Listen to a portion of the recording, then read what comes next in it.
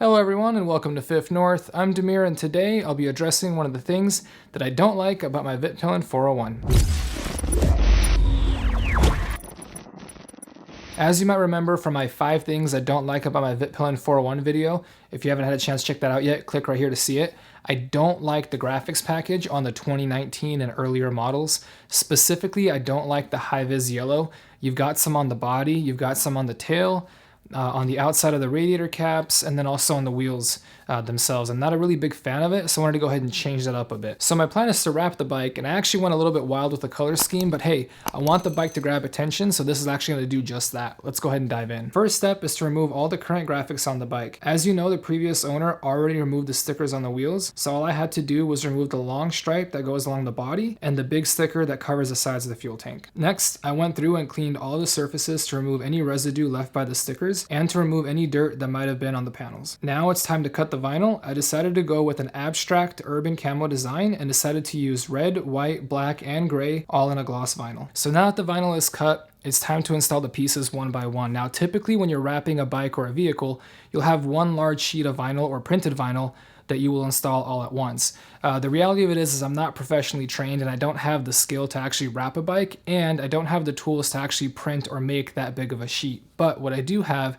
is individual rolls of gloss vinyl, and I do have a vinyl cutter. So I decided to cut individual pieces, install them one by one to make it a little bit easier for myself from a wrapping standpoint. Now, this is a lot more tedious and a lot more time consuming. It took about 15 hours in total, mind you, in my garage in the middle of a Texas summer, but I think the results were worth it. Let's check out the process.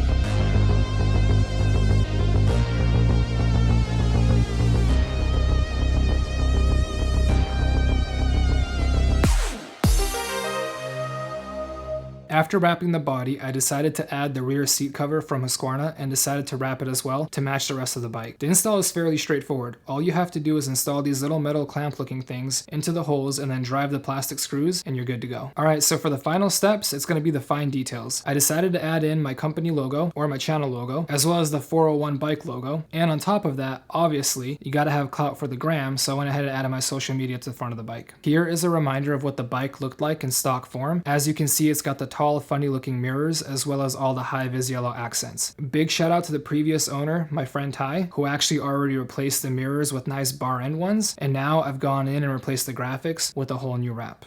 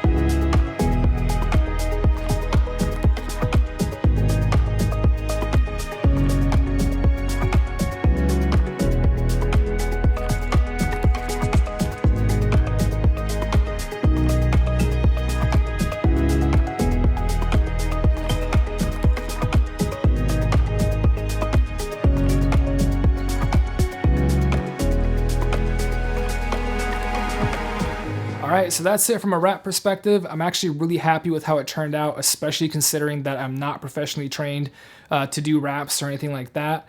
I'm really happy that Ty did the mirrors for me. I'm really happy that the high-vis yellow is gone.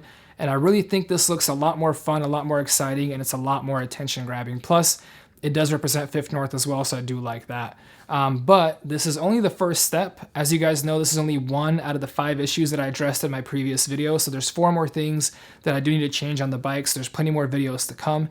And I am going to be adding some performance parts and a couple other tweaks as well. So look forward to that. With that being said though, if you guys like this video, hit the like button for me. And if you're not already subscribed, hit the subscribe button as well. It does help my channel out quite a bit. That's it for this one. I'll catch you guys in the next video. Peace.